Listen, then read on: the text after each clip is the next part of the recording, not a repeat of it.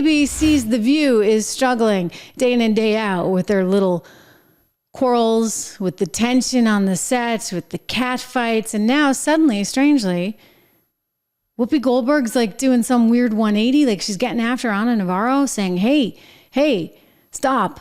When Navarro starts attacking Trump, this is kind of weird. Watch.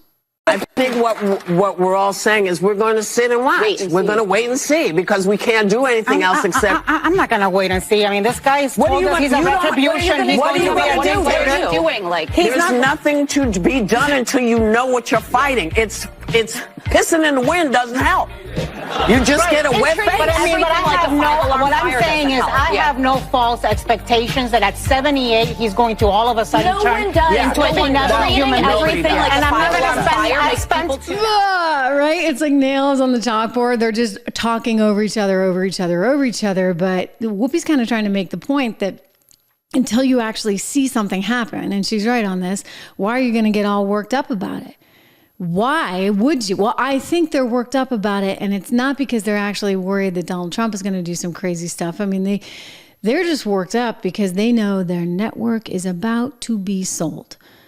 Disney has already said it would love to sell it. I mean, they just can't find anybody who wants to buy it, right? Maybe they could do a spin-co.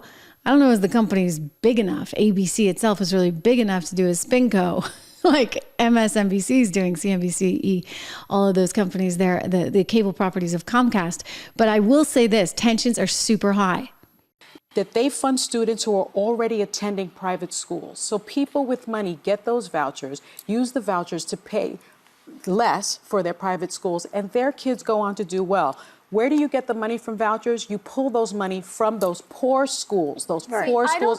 Let me just finish this. So wealthy families are overwhelmingly the recipients of school voucher tax credits. I'm not making this up. This has been studied. In 2020, a 2020 study found that only about half of states with voucher programs require teachers to have a bachelor's degree, require teachers to have training, require teachers to have licensing, require participating private schools. If I may get in, just to make it a conversation. But because I have children and because I looked at the private schools. I went to public school. I believe you got to go to private schools. There is zero statistical significance. Because nobody can figure out what's being said here right now. No, there is no last thing right now. We're going to go to break, and then we're going to come back. Yes. Because you can't.